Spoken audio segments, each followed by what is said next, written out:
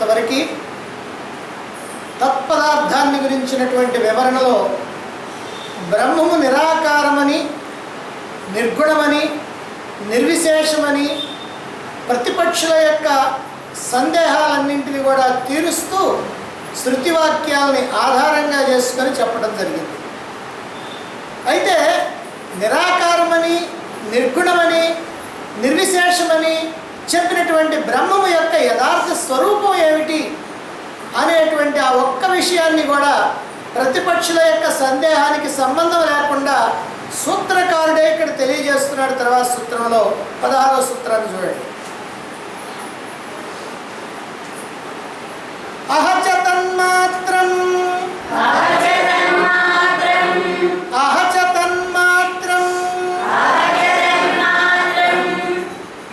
అహచ తన్మాత్రం. అందుచేత శృతివాక్యాలు స్పష్టంగా నిర్గుణ బ్రహ్మాన్నే చెబుతున్నాయి. శృతివాక్యాలన్నీ కూడా నిర్గుణ బ్రహ్మాన్నే చెప్తా ఉన్నాయి. సగుణ బ్రహ్మాన్ని చెప్పినప్పటికీ కూడా బ్రహ్మము నిర్గుణమే అనేటువంటి విషయాన్ని తెలియజేస్తూ ఉంది. అంతేకాదు బ్రహ్మము చైతన్య మాత్రం, చిత్స్వరూపం, జ్ఞానస్వరూపం అనేటువంటి విషయాన్ని కూడా ఇక్కడ తెలియజేస్తారు. బ్రహ్మము ఏ విధమైనటువంటి భేదాలు లేనటువంటి చైతన్య మాత్రం, అది చిన్మాత్రం, చిత్స్వరూపం అనేటువంటి విషయాన్నే తెలియజేస్తున్నాయి అని చెప్తూ ఇక్కడ బృహదారణ్యకోపనిషత్తులో ఉన్నటువంటి ఓ శృతివాక్యాన్ని ఇక్కడ ఉదాహరణగా చెప్తున్నారు. స యథా సైంధవ గణ అనంతరః అబాహ్యః కృష్ణో రస ఏవం వా అరే అయమాత్మా అనంతరః అబాహ్యః కృష్ణః ప్రజ్ఞానఘన ఏవ అని బృహదారణ్యకోపనిషత్తులో ఓ మైత్రేయి భార్య మైత్రేయితో చెప్తున్నాడు. మైత్రేయి, ఉప్పుగల్లు లోపల బయట అంతా కూడా ఉప్పు తప్ప ఇంకేమీ ఎట్లా అయితే ఉండదో, అంటే ఏ రస సంబంధం లేకుండా కేవలం లవణ రసం మాత్రమే అంతటా వ్యాపించి ఉంటుందో. ఉప్పుగల్లు ఉందనుకోండి, దాన్ని కొంచెం ముక్క నోట్లో వేసుకున్నా, మొత్తం ముక్క నోట్లో వేసుకున్నా, పగలగొట్టేసుకున్నా, పగలగొట్టకుండా వేసుకున్నా, ఎట్లా వేసుకున్నా సరే అది ఉప్పగానే ఉంటుంది. అంటే ఆ ఉప్పుగల్లో ఉప్పు తప్ప ఇంకేమీ లేదు, లవణ రసం. ఆ రసం ఉప్పు తప్ప ఇంకో రసం దాంట్లో ఏమీ లేదు. అదే ప్రకారంగా ఆత్మ లోపల బయట, బ్రహ్మం లోపల బయట అంతటా కూడా ప్రజ్ఞాన ఘనమే, చిన్మాత్రమే అని బృహదారణ్యకోపనిషత్తు చెప్తారు. కాబట్టి పరమాత్మ ఇక్కడ ఉప్పుగల్ని ఉదాహరణగా తీసుకొని చెప్పడం దేనికి అంటే, ఉప్పుగల్లు అనేటువంటిది మొత్తం అంతా కూడా ఒక్కటిగా ఎట్లా ఉంటుందో అదిగో అదే ప్రకారంగా పరమాత్మ కూడా లోపల బయట అనేటువంటి తేడా లేదు, అంతటా కూడా చిన్మాత్రం, చైతన్య స్వరూపం అంటే జ్ఞానస్వరూపం. దాన్నే ప్రజ్ఞానం అని చెప్తూ ఉన్నారు. జ్ఞానస్వరూపాన్నే ప్రజ్ఞానం అంటున్నారు. జ్ఞానం అంటే తెలివి. అయితే ఆ తెలివి మనకి బుద్ధిలో ఉంది. తెలివి, ఈ తెలివి ఏం చేస్తుందంటే ఒక్కొక్కప్పుడు పని చేస్తే ఒక్కొక్కప్పుడు పని చేయదు. అంటే మన బుద్ధి ఒక్కొక్కప్పుడు బాగా తెలివితేటలతో ఉంటుంది, ఒక్కొక్కప్పుడు తెలివి తక్కువగా ఉంటుంది. ఏదైనా పొరపాటుగా జరిగితే మనం కనుక పోయి ఏదైనా ఓదార్చడానికి కనుక పోతే నా తెలివి తక్కువ తరవండి, నా బుద్ధి తక్కువ తరవండి, అనవసరంగా ఇట్లా చేశారు, అట్లా చేసినట్టు ఎంత బాగుంది అనిపించిందండి, కానీ అట్లా చేయలేకపోయాను అని అంటూ ఉంటాడు. అంటే అర్థమైందనమాట, బుద్ధిలో ఈ తెలివి అనేటువంటిది సంపూర్ణమైనటువంటి తెలివి కాదు, కాస్త అటు ఇటుగా ఉండేటువంటిది. అప్పుడప్పుడు పని చేస్తుంటుంది, అప్పుడప్పుడు పని చేయకుండా ఉంటుంది. కానీ ప్రజ్ఞానం అని అట్లా కాదు. ఈ ప్రజ్ఞానం అనేటువంటిది బ్రహ్మము యొక్క జ్ఞానం. మన బుద్ధి యొక్క జ్ఞానం ఇట్లాంటిదైతే బ్రహ్మము యొక్క జ్ఞానం ఎలాంటిది అంటే ఇక తెలియదు అని అంటాం, కానీ పొరపాటు పడతాం, కానీ ఏముండదు. అంతా జ్ఞానమే, లోపల వెలపల అంతటా జ్ఞానమే. అందుకనే ప్రజ్ఞానం బ్రహ్మ అనేటువంటి వాక్యాన్ని, మహావాక్యాన్ని వేదాల్లో మనకి చెప్పడం జరిగింది. ప్రజ్ఞానం బ్రహ్మ, ఇదో లక్షణవాక్యం. కాబట్టి పరమాత్మ లేదా బ్రహ్మము అంతటా కూడా చిన్మాత్రం, చిత్మాత్రం, చైతన్య మాత్రం, జ్ఞానస్వరూపం అనేటువంటి విషయాన్ని మనకి ఇక్కడ చెప్తున్నారు. ఉప్పుగలను ఉదాహరణగా తీసుకొని, అంటే ఇది నిర్గుణం, బ్రహ్మము నిర్గుణం, చైతన్య రసస్వరూపం. చైతన్య రసస్వరూపం అంతటా లవణ రసం ఎట్లా ఉందో అక్కడ అంతటా చైతన్యం మాత్రమే ఉంది.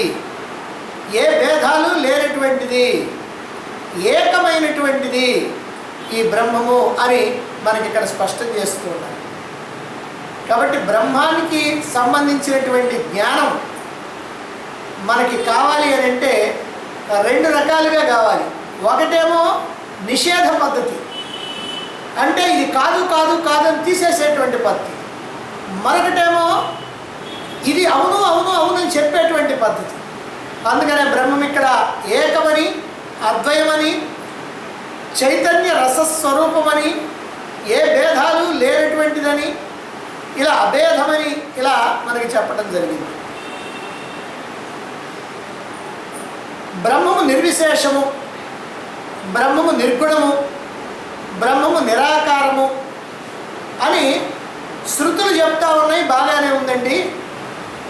శృతులు కాకుండా స్మృతులు కూడా చెబుతున్నాయా అని సందేహాన్ని వ్యక్తం చేస్తున్నారు. అంటే స్మృతులు కూడా, ధర్మశాస్త్రాలు కూడా బ్రహ్మాన్ని నిర్గుణమని, నిర్విశేషమని, నిరాకారమని చెబుతున్నాయా? ఇది ఒక సందేహం. రెండవది ఏంటంటే బ్రహ్మ యొక్క యథార్థమైనటువంటి స్థితిని స్పష్టంగా స్మృతులు చెప్పలేక ఏ విధంగా వర్ణిస్తుంది? బ్రహ్మ యొక్క స్థితిని వర్ణించడానికి వీల్లేదు. వర్ణించడానికి వీల్లేనటువంటి బ్రహ్మాన్ని మరి ఏ ప్రకారంగా చెబుతున్నాయి? ఎలాగో ఒకలాగా సాధకుడు తెలుసుకోవాలి కదా. ఎలాగో ఒకలాగా శిష్యుడు గురువు నుండి తెలుసుకోవాలి. మరి అలా తెలుసుకోవాలి అని అంటే మరి ఎలా బోధిస్తున్నారు? ఏం చెప్తున్నారు? బ్రహ్మాన్ని గురించి చెప్పడానికి వీల్లేదు. ఎందుకని? ఇంద్రియాలకి గోచరమయ్యేది కాదు, మనస్సుకి అందేది కాదు, బుద్ధికి తెలిసేది కాదు. మన దగ్గర పరికరాలు ఇవే, ఇంద్రియాలు, మనస్సు, బుద్ధి. మరి వీటి ద్వారా అందుకోవడానికి వీలు లేనటువంటి ఆ నిర్విశేషమైనటువంటి బ్రహ్మాన్ని శృతులు కానీ స్మృతులు కానీ ఎలా వర్ణిస్తా ఉన్నాయి? ఎందుకనంటే ఏదో రకంగా వర్ణించి చెప్పాలా. అందుకని ఏం చెబుతున్నాయి? నేతి నేతి అనేటువంటి విధానాన్ని చెబుతున్నాయి. ఇది కాదు ఇది కాదు ఇది కాదని.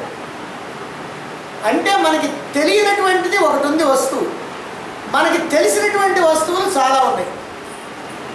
మనకి తెలియని వస్తువుని కనిపెట్టండి అన్నారు. అది ఒక్కటే ఉంది, తెలియని వస్తువుని కనిపెట్టండి అన్నారు. తెలిసిన వస్తువులన్నీ తీసేసామనుకో, అవతల మారేస్తే ఏం మిగులుద్ది? ఆ తెలియని వస్తువు మిగులుద్ది. అంతే కదా. ఇప్పుడు మనకు ఒక కుప్ప పోసారు, ఆ కుప్పలో మనకు అన్నీ తెలుసు. ఇది ఫలానా, ఇది ఫలానా, ఇది ఫలానా అని అన్నీ తెలుసు. ఒక్కటి మాత్రం మనకు తెలియదు. అయ్యా నీకు తెలియనటువంటి వస్తువు ఏదో బయట పెట్టమన్నారు. తెలియని వస్తువు ఎట్లా బయట పెడతాం? తెలిసిందైతే ఫలానా వస్తువు తీయమంటే తీస్తాం. పలక తీయండి, బలపం తీయండి, పెన్ను తీయండి, పెన్సిల్ తీయండి అని అంటే అవి చూసి తీస్తాం. కానీ ఏదో చెప్పాడు, అది తీయమన్నాడు, అదేమిటో మనకు తెలియదు, కానీ అక్కడ ఉంది. మరి ఎట్లా తీసేది? అందుకని మనకి తెలిసినవన్నీ కనుక తొలగించేస్తే తెలియని వస్తువు అక్కడ మిగిలిపోద్ది. కనుక బ్రహ్మాన్ని గురించి కూడా చెప్పడానికి వీల్లేక, బ్రహ్మాన్ని వర్ణించడానికి వీల్లేక, బ్రహ్మాన్ని శృతులు కూడా చెప్పలేక ఉన్నటువంటి సందర్భంలో మరి ఆ బ్రహ్మాన్ని తెలుసుకునేటువంటి మార్గం ఏమిటని చెప్పారు అని అంటే నేతి నేతి అన్నారు. ఇది కాదు ఇది కాదు, నా ఇతి నా ఇతి, ఇది కాదు ఇది కాదని తీసేసేటువంటి విధానాన్ని చెప్తున్నారు. ఆ విధంగా వర్ణిస్తూ బ్రహ్మాన్ని శృతులు స్మృతులు చక్కగా ధృవీకరిస్తున్నాయి. ఎలా ధృవీకరిస్తున్నాయో మనకి 17వ సూత్రంగా ఇక్కడ తెలియజేస్తా ఉన్నారు. 17వ సూత్రాన్ని చూడండి. దర్శయతి చ అధోపి స్మర్యతే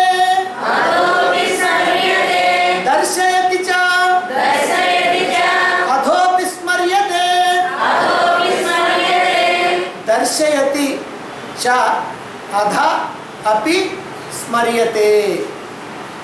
భేదాలను నిషేధిస్తూ శృతి ఆ నిర్విశేష బ్రహ్మాన్ని, ఆ నిర్గుణ బ్రహ్మాన్ని చెబుతున్నది. స్మృతులు కూడా అలాగే చెబుతాయి. శృతులు ఏం చెప్తా ఉన్నాయి? బ్రహ్మాన్ని మనకి తెలియజేస్తూ ఉన్నాయి. ఎట్లా చేస్తూ ఉన్నాయి? భేదాలు నిషేధిస్తూ. ఏదైతే ఆ బ్రహ్మం కంటే వేరుగా ఉన్నటువంటివి ఏవైతే ఉన్నాయో వాటన్నింటినీ నిషేధిస్తూ అసలైనటువంటి బ్రహ్మాన్ని మనకి తెలియజెప్తా ఉన్నాయి. శృతులే కాదు, స్మృతులు కూడా అలా తెలియజేస్తూ ఉన్నాయి. ఇది సూత్రం. మరైతే మనకి ఏ శృతులు చెబుతున్నాయి, ఏమి చెబుతున్నాయి, ఏ స్మృతులు చెబుతున్నాయి, ఏం చెబుతున్నాయి అది కావాలి. అందుకనే ఇక్కడ మనం చెప్తున్నారు అధాత ఆదేశ నేతి నేతి బృహదారణ్యకోపనిషత్తు. ఈ బృహదారణ్యకోపనిషత్తులో ఉన్నటువంటి ఏ వాక్యాన్ని శంకరాచార్యుల వారు వేక చూడమణిలో పెట్టారు. ఈ మధ్యనే చెప్పుకున్నాం మనం, అధాత ఆదేశో నేతి నేతి అని. నామరూపాలతో కూడినటువంటి ఈ ప్రపంచంలో, నామం రూపం, నామరూపాలతో కూడినటువంటి ప్రపంచంలో అన్నింటినీ కూడా ఇది కాదు ఇది కాదు ఇది కాదని తొలగించడం ద్వారా, నిషేధించడం ద్వారా మిగిలేటువంటి ఏకమైనటువంటి నిర్విశేషమైనటువంటి నిర్గుణమైనటువంటి బ్రహ్మాన్ని తెలుసుకోగలుగుతున్నాం. కాబట్టి నామరూపాలతో కూడినటువంటి సమస్తమైనటువంటి ఈ ఉపాధులన్నింటినీ తొలగించడం ద్వారా, నిషేధించడం ద్వారా పరమాత్మని తెలుసుకునేటువంటి అవకాశం మనకు కలుగుతున్నది. నిజంగా పరమాత్మ చైతన్యం అంతటా వ్యాపించి ఉంది. ఇంకా సత్యం ఏమిటంటే పరమాత్మ చైతన్యం మాత్రమే ఉంది, ఇంకేమీ లేదు. కానీ ఆ పరమాత్మ చైతన్యం అజ్ఞానంలో ఉన్నటువంటి వాళ్ళకి నామరూపాలతో రకరకాలుగా అనేక విధాలుగా మనకి ఇక్కడ ప్రపంచంగా కనిపిస్తూ ఉంది. మరైతే ప్రపంచంగా కనిపిస్తుంది కానీ ఆ ప్రపంచంలో పరమాత్మ కనపడతల్లా. ఉన్నదేమో పరమాత్మ, లేనిదేమో ప్రపంచం. కనిపించేదేమో ప్రపంచం, కనపడందేమో పరమాత్మ. ఉన్న పరమాత్మ ఏమో కనిపించడు, లేని ప్రపంచం ఏమో కనిపిస్తూ ఉంటుంది. మరైతే ఆ ఉన్న పరమాత్మని మనకు కనిపించదు కాబట్టి మరి దాన్ని ఎట్లా తెలుసుకుంటావు అంటే ఈ లేనటువంటి ప్రపంచం నీకు కనిపిస్తూ ఉందే దాన్ని కాస్త తొలగిస్తే చాలు. ఈ ప్రపంచ భావన కనుక పోతే నీకు మిగిలేని పరమాత్మ. అందుకని ఇక్కడ అధాత ఆదేశో నేతి నేతి అని చెప్పడం ఏంటంటే నీకు ఏదైతే ఇక్కడ ఈ ప్రపంచంగా ఈ నామరూపాలతో కనపడుతూ ఉందో వాటన్నింటినీ కూడా నేతి నేతి అని తొలగించేసినట్లయితే మిగిలేది నీవు తెలుసుకోవడానికి వీల్లేనటువంటి, నీ ఇంద్రియాలకి గోచరంగానటువంటి నిర్విశేషమైనటువంటి నిర్గుణమైనటువంటి బ్రహ్మాన్ని నువ్వు తెలుసుకోగలుగుతావు. పరమాత్మ సగుణుడు కాదు, నిర్గుణుడు కాదు. ఎందుకంటే గుణాలు కనుక ఉన్నట్లయితే ఇలా ఇలా ఇలా అని చెప్పచ్చు. మరి నిర్గుణుడైతే ఎలా చెప్పాలి? నిర్గుణ బ్రహ్మాన్ని ఎలా చెప్పాలి? ఒక గుణం కనుక ఉంటే మంచివాడండి అని చెప్పచ్చు, చెడ్డవాడండి అని చెప్పచ్చు, దుర్మార్గుడండి, తుచ్చుడండి, నీచుడండి, చాలా పావనమైనటువంటి వాడండి, పరమ పుణ్యాత్ముడు, ఏదో ఒకటి చెప్పచ్చు. అసలు ఏమీ లేకపోతే ఏం చెప్పాలా? పరమాత్మకి ఏమీ లేదు, ఏ గుణము లేదు, ఒక్క గుణం కూడా లేదు పరమాత్మకి. మరి అయితే అలాంటి పరమాత్మని గురించి ఎట్లా చెప్పాలి అని అంటే అందుకనే నేతి నేతి అంటే తెలిసినటువంటి వాటన్నింటినీ కనుక నిషేధిస్తే ఆ పరమాత్మ ఏదో తెలుస్తుంది. ఇది ఓ పద్ధతి. ఈ పద్ధతిని శృతులు మనకి తెలియజేసి అంటే పరమాత్మని తెలుసుకోవాలి అని అంటే పరమాత్మ కాని దాన్ని వదిలించుకోవాలి. జ్ఞానం నీకు కావాలంటే నీ దగ్గర కావాల్సినంత అజ్ఞానాన్ని వదిలిపెట్టాలి, అంతే, ఇంకేం లేదు. నీ అజ్ఞానాన్ని వదిలిపెడితే నువ్వు జ్ఞానంలో ఉన్నట్టు. మరి ఇంకో మాట చెప్తున్నారు కేనోపనిషత్తులోనే మనం చెప్పుకున్నాం, అన్యదేవ తద్విదితాత్ అధ అవిదితాదధి. అన్యత్ ఏవ తత్ అన్యత్ ఏవ తత్ విదితాత్, తత్ విదితాత్ అన్యత్ ఏవ అధ అవిదితాత్ అధి. ఆ పరమాత్మ తెలిసిన దానికన్నా వేరు, తెలియని దానికన్నా అధికం. పరమాత్మ తెలిసిన దానికన్నా వేరు, తెలియని దానికన్నా అధికం. దీని యొక్క భావం ఏమిటో కేనోపనిషత్తులో చెప్పుకున్నాం, కాకపోతే మనం మర్చిపోయి ఉంటాం. అయితే ఆ బ్రహ్మాన్ని ఇక్కడ వర్ణిస్తున్నారు ఈ ప్రకారంగా. ఏమని వర్ణిస్తున్నారు? తెలిసిన దానికన్నా వేరు అని. నీకు ఏదైతే తెలుసో అది ఏది బ్రహ్మము కాదు. నీకు ఏదైతే తెలుసో దానన్నిటికన్నా కూడా వేరుగా ఉన్నటువంటిదే బ్రహ్మము. తెలిసిన వాటికన్నా వేరుగా ఉన్నదా? అయితే తెలియనిదన్నమాట. తెలియని దానికన్నా అధికమైనటువంటిది అన్నారు. అదేమిటండి, ఇప్పుడు తెలిసిన దానికన్నా వేరన్నారు కదా, తెలిసిన దానికన్నా వేరు తెలియదేగా. మనకు మాత్రం బాగానే ఉంది, తెలిసిన దానికన్నా వేరు తెలియంది అనండి. ఇప్పుడు అయ్యా నీకు గుంటూరు తెలుసా? తెలుసు. బొంబాయి తెలుసా? తెలుసు. అమెరికా తెలుసా? తెలుసు. లండన్ తెలుసా? తెలియదు. కాబట్టి ఈ మూడునేమో బ్రహ్మము కాదు, అది కాదు బ్రహ్మం. నీకు తెలియదు కదా, తెలియంది బ్రహ్మంగా అనుకుంటావేమో. అందుకని తెలియని దానికన్నా అధికమైనటువంటి, తెలిసిన దానికన్నా వేరైనటువంటిది, తెలియని దానికన్నా అధికమైనటువంటిది బ్రహ్మము అన్నారు. అంటే అర్థం ఏంటంటే ఈ తెలియటం తెలియకపోవటం బుద్ధికి సంబంధించిన విషయం. బుద్ధిలో నీకు సమాచారం ఉంటే నాకు తెలుసు అంటావు, బుద్ధిలో సమాచారం లేకపోతే తెలియదు అంటావు. నువ్వు ఇంతకుముందు ఎప్పుడో వెళ్ళావు గుంటూరు, ఆ బొంబాయి నా చెప్పిన ఊళ్ళో ఎప్పుడో వెళ్ళావు, అక్కడ కొంతకాలం ఉన్నావు, లేకపోతే తిరిగావు, చూసావు, అక్కడ ఏదో క్షేత్రాలు గిత్రాలు ఉంటే చూసావు, అది అయిపోయింది. అందుకని నీకు తెలుసా అంటే నాకు తెలుసు అన్నావు. ఎందుకని? దానికి సంబంధించినటువంటి సమాచారం నీ బుద్ధిలో ఉంది. మరి లండన్ తెలుసా అన్నావు, అసలు ఎప్పుడు పోవాలి అక్కడికి, అస్సలు మనకి ఏమీ తెలియదు. మరి దానికి సంబంధించినటువంటి సమాచారం బుద్ధిలో లేదు, అందుకని ఏం చెప్తావు? తెలియదు. కాబట్టి బుద్ధిలో ఉన్నటువంటి సమాచారాన్ని బట్టి పరమాత్మ తెలియదు. పరమాత్మ తెలియటం అనేది బుద్ధిలో ఉన్నటువంటి సమాచారాన్ని కాదు, బుద్ధికి అతీతమైనటువంటి వాడు పరమాత్మ. బుద్ధితో తెలుసుకోవటమో బుద్ధితో తెలుసుకోకపోవటమో ఈ రెండు లేదు. అందుకనే పరమాత్మ సాక్షాత్కారం ఎందుకు కలగటం లేదు? పరమాత్మ గురించి ఇంతగా తెలుసుకుంటున్నాం కదా, పరమాత్మ లక్షణాలు తెలుసుకుంటున్నాం కదా, ఇన్ని శాస్త్రాల ద్వారా తెలుసుకుంటున్నాం కదా, ఇన్ని ఉపనిషత్తుల ద్వారా తెలుసుకుంటున్నాం కదా, అయినప్పటికీ పరమాత్మ మనకి ఎందుకు ఆ పరమాత్మ అనుభూతి కలగటం లేదు అని అంటే, నువ్వు ఎన్ని తెలుసుకున్నా బుద్ధితో తెలుసుకుంటున్నావు, మర్చిపోతున్నావు, గుర్తు చేసుకుంటున్నావు, మర్చిపోతున్నావు, మళ్ళీ గుర్తు తెచ్చుకుంటున్నావు, అంతా బుద్ధే. ఈ బుద్ధికి అతీతంగా నువ్వు పోతేగా, బుద్ధికి అతీతంగా నువ్వు పోతే అది పరమాత్మే. కాబట్టి బుద్ధిలో ఉన్నటువంటి ఈ జ్ఞానం తెలుసుకోకపోవటం ఉండే ఈ రెండింటికి సంబంధం లేదు. నువ్వు తెలిసింది అన్నా దానికన్నా వేరు, నాకు తెలియదు అన్నా దానికంటే అధికం. అందువల్ల ఇది బుద్ధికి అతీతమైనటువంటిది పరమాత్మ. బుద్ధిలో ఉన్నటువంటి గుణాలను బట్టి లక్షణాలను బట్టి బుద్ధిలో ఉన్నటువంటి మురికితో పరమాత్మని తెలుసుకోవడానికి వీలు లేదు. కాబట్టి బుద్ధిలో ఉన్నటువంటి మురికిని కనుక వదిలిస్తే ఈ బుద్ధి అప్పుడు అతీతం అవుతుంది. ఆ అతీతమైనటువంటి బుద్ధే పరమాత్మ అవుతుంది. అందుకనే పరమాత్మ అంటే వేరే ఏం కాదు, మన యొక్క బుద్ధే, మన యొక్క మనస్సే, అదే పరమాత్మ.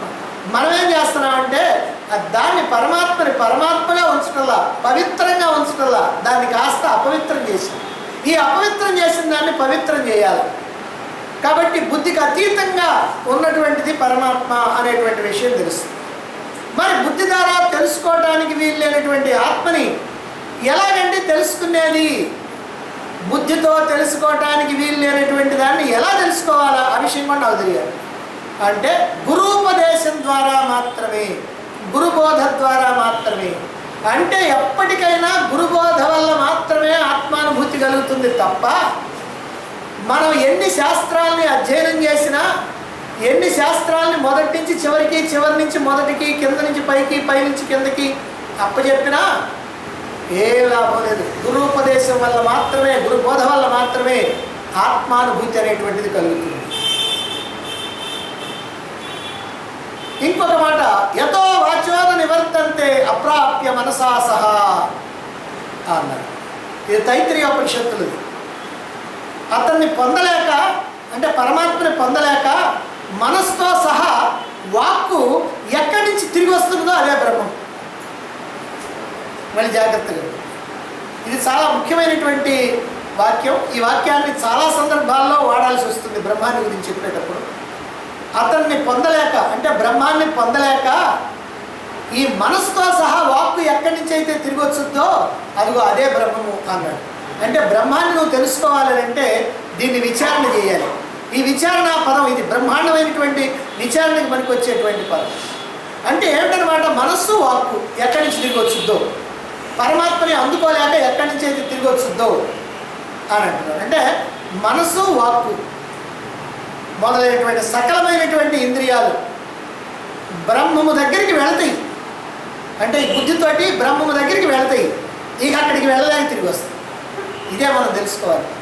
అంటే బ్రహ్మాన్ని గురించి నువ్వు ఎంతకాలమైనా సరే విచారణ చేయొచ్చు, బ్రహ్మాన్ని గురించి తెలుసుకోవచ్చు, బ్రహ్మాన్ని గురించి అప్పచెప్పచ్చు, బ్రహ్మాన్ని గురించి ఉపన్యాసం ఇవ్వచ్చు, ఎన్నైనా చేయొచ్చు. కానీ ఆ బ్రహ్మాన్ని మాత్రం తెలుసుకోలేదు. నీ మనస్సు వాక్కు అక్కడ నిలవలేక వెనక్కి వచ్చేస్తూ ఉంటాయి. ఎందుకని? బ్రహ్మాన్ని వాక్కు వర్ణించలేదు, బ్రహ్మాన్ని మనసు భావించలేదు. అందువల్ల ఈ మనసు వాక్కు అని అంటే రెండే అని కాదు, వాక్కుతో పాటుగా అన్ని కర్మేంద్రియాలు, జ్ఞానేంద్రియాలు, మనసుతో పాటుగా అంతరింద్రియాలు. అంటే మనస్సు, బుద్ధి, చిత్తం, అహంకారం. నీ దగ్గర ఉన్నవి ఏవైనా సరే బ్రహ్మాన్ని తెలుసుకోలేవు. కాబట్టి వీటి ద్వారా అందుకోలేనటువంటిది బ్రహ్మం. అందుకని ఇది అంతవరకు పోద్ది పాపం, బ్రహ్మం వరకు పోద్ది, కానీ బ్రహ్మాన్ని తెలుసుకోలేకుండా తిరిగి వచ్చేస్తాం. అంతవరకు పోయాం కదా, కాస్త తెలుసుకుంటే బాగానే ఉంటుంది, కానీ అక్కడే అడ్డుగోడ పడిపోయింది, మనం వెనక్కి తిరిగి రావాలి. అదిగో అందుకని బ్రహ్మం అంటే ఏమిటంటే నీ ఇంద్రియాలు, మనోబుద్ధులు అన్నీ కూడా ఎక్కడ ఆగిపోతాయో అక్కడ బ్రహ్మం, అది ఆగిపోయిన చోట. అందుకనే మనం ఏం చెప్తాము, దేహేంద్రియ మనోబుద్ధుల యొక్క తాదాత్మ్యాన్ని వదులుకుంటే పరమాత్మ దర్శనం అని చెప్తాం. దేహేంద్రియ మనోబుద్ధుల యొక్క తాదాత్మ్యం వదలటం అంటే ఏమిటి? వాటిని గురించినటువంటి వాటి యొక్క వృత్తులన్నీ ఆగిపోవాలి. వాటి వృత్తులు ఎంతకాలం అయితే ఉంటాయో అంతకాలము బ్రహ్మం వరకు పోతాయి, కానీ బ్రహ్మాన్ని చూడలేవు. వీటి వృత్తులు ఎప్పుడైతే ఆగిపోయినాయో అప్పుడు బ్రహ్మంతో ఐక్యత కలుగుతుంది. సరే, శృతులు చెప్పినాయి కదా, ఇప్పుడు మనం తైత్రీయంలో చెప్పుకున్నాం, కేనోపనిషత్తులో చెప్పుకుని రకరకాలైనటువంటి శృతి వాక్యాలు చెప్పుకున్నాం. మరి స్మృతుల సంగతి ఏమిటండి అని అంటే భగవద్గీత చెప్తా ఉన్నాం. జ్ఞేయం యత్ ప్రవక్ష్యామి యజ్ఞాత్వామృతమశ్నుతే అనాది మత్పరం బ్రహ్మ రసత్తన్నాసదుచ్యతే. ఇది క్షేత్రజ్ఞ విభాగ యోగం 13వ అధ్యాయంలో 12వ శ్లోకం.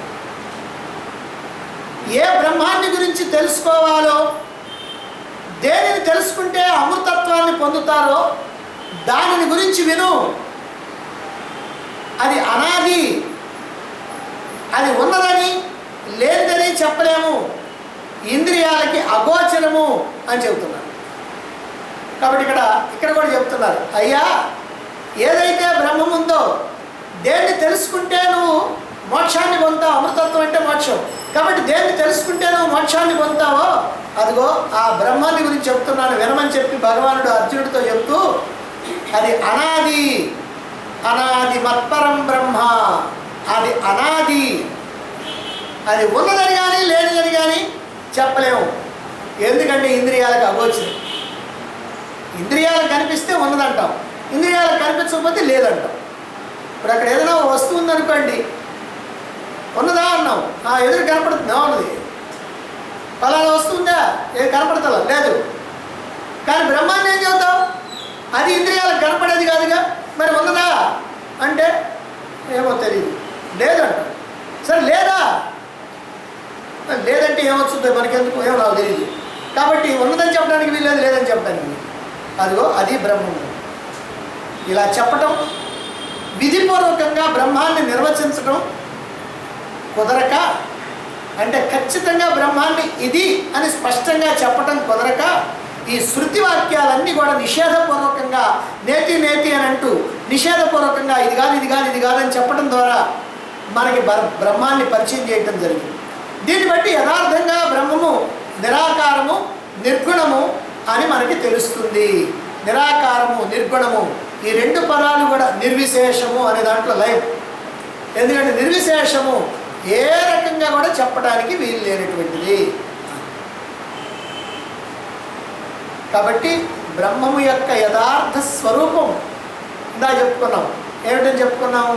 అది జ్ఞానస్వరూపం, చిన్మాత్రం, చైతన్య మాత్రం. కానీ మనకి మాత్రం తెలియదు, మనకు అది ఎలా ఉంటుందో తెలియదు. మరి ఎప్పుడు తెలుస్తుంది? నువ్వు చిత్స్వరూపం అయినప్పుడు తెలుస్తుంది.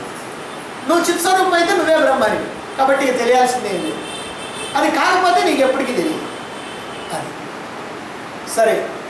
నిర్గుణుడు, నిర్విశేషుడు, భేదరహితుడు, రెండవది ఏది లేనటువంటి వాడు, ఒకే ఒక్కడు, నిరాకారుడు, సూక్ష్మాతి సూక్ష్ముడు అయినటువంటి బ్రహ్మాన్ని నిర్వచించడానికి వీలు లేదు.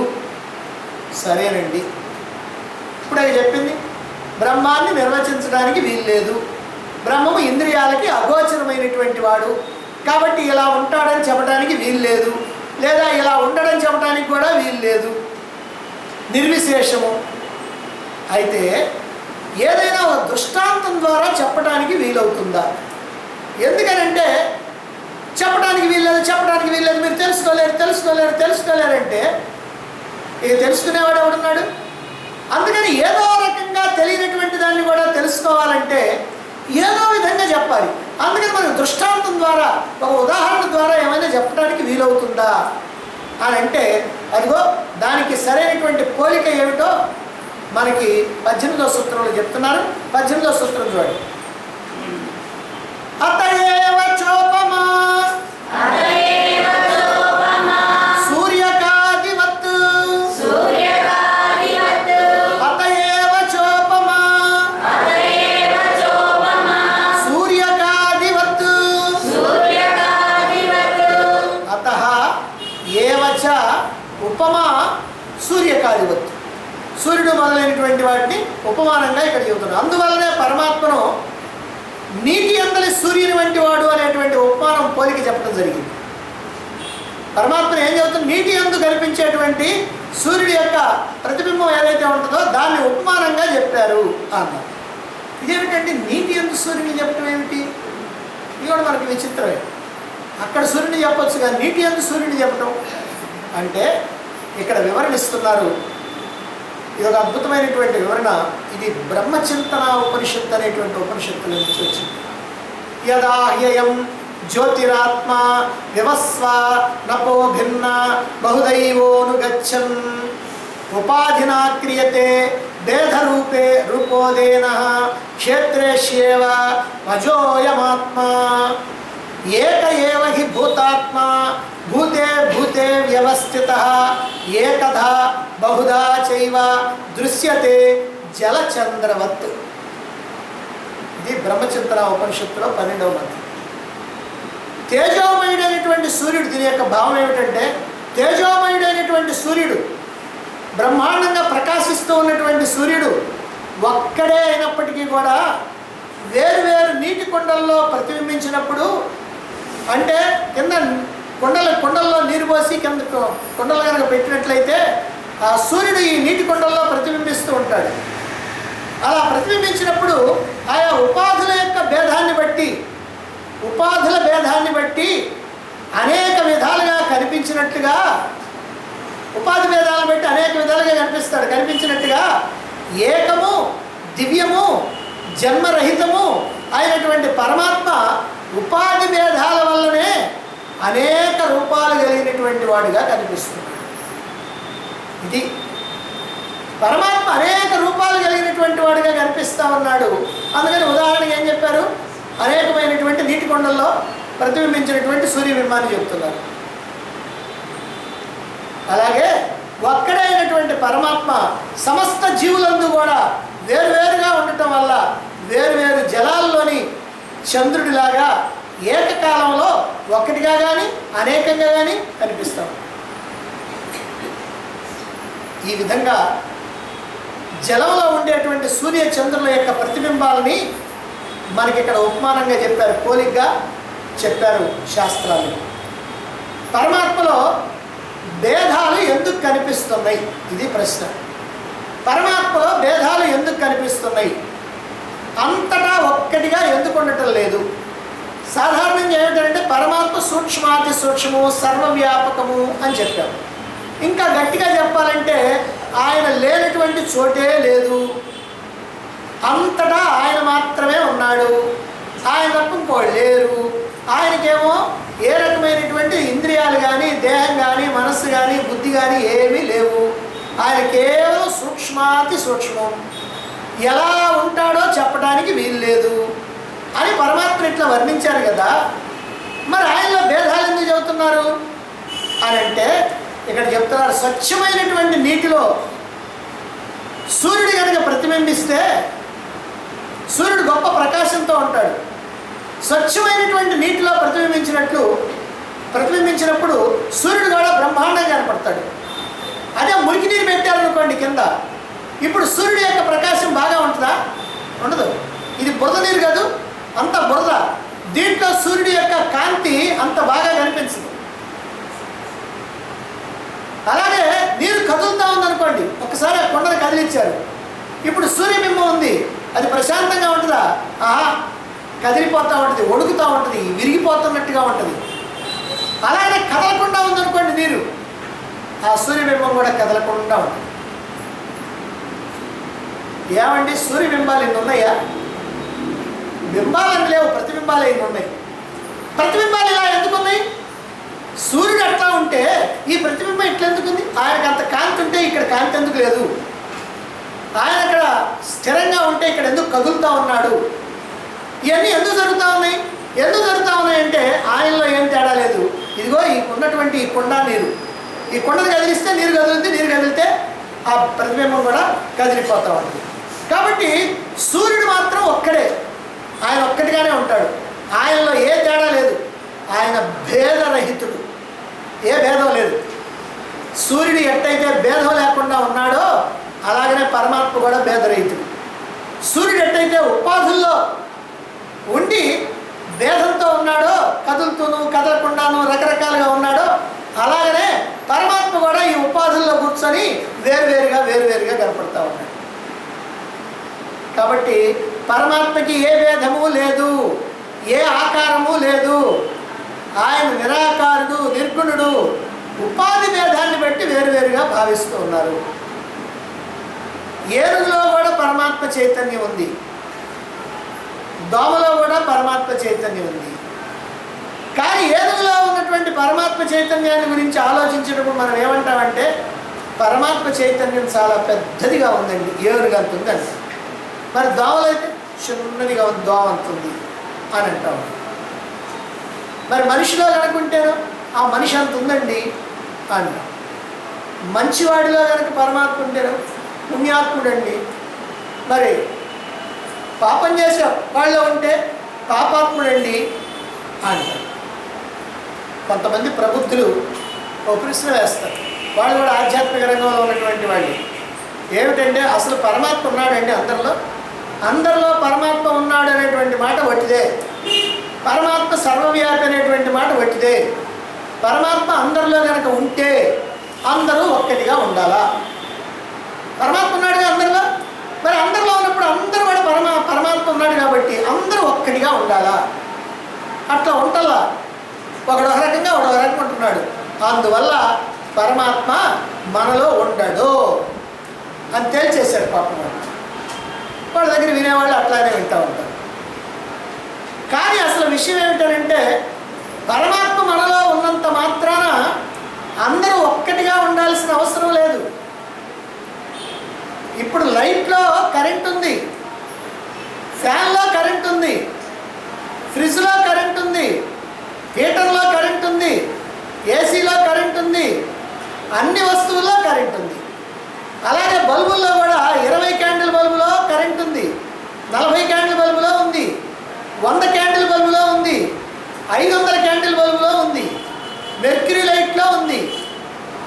మరి అన్నింటిలో ఉన్న కరెంటు ఒక్కటే కాదా?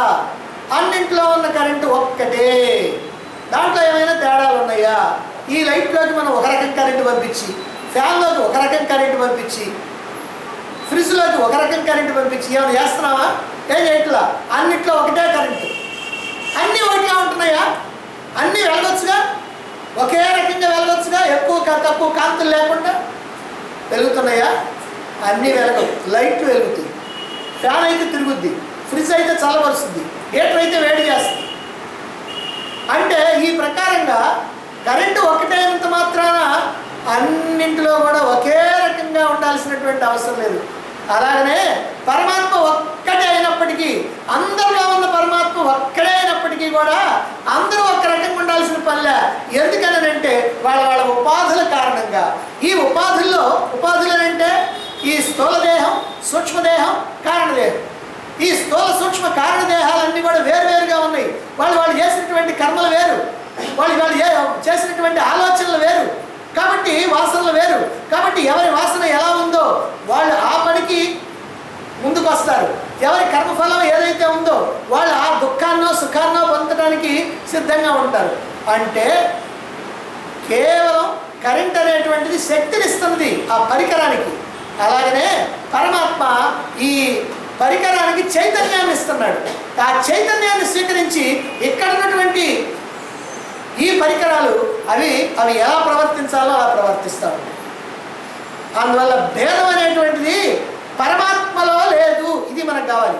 భేదం పరమాత్మలో లేదు, భేదం ఉపాధుల్లో ఉంది అనేటువంటి విషయాన్ని మనం ఇక్కడ తెలుసుకోవాలి. ఇంతవరకు 18 సూత్రాలు చెప్పిన తర్వాత ఇప్పుడు 19వ సూత్రం పూర్వపక్షానికి చెందినటువంటి సూత్రం. పూర్వపక్ష సూత్రం అంటే ఏదైతే పూర్వపక్షంలో సందేహాన్ని వ్యక్తం చేశారో దానికి సంబంధించినటువంటి ఆ సూత్రాన్నే ఇక్కడ ఇస్తున్నారు. ఆ తర్వాత దానికి సమాధానం చెప్తారు. మరి ఆ సూత్రం ఏమిటో, దానికి సమాధానం ఏమిటో మనం రేపు తెలుసుకుంటాం.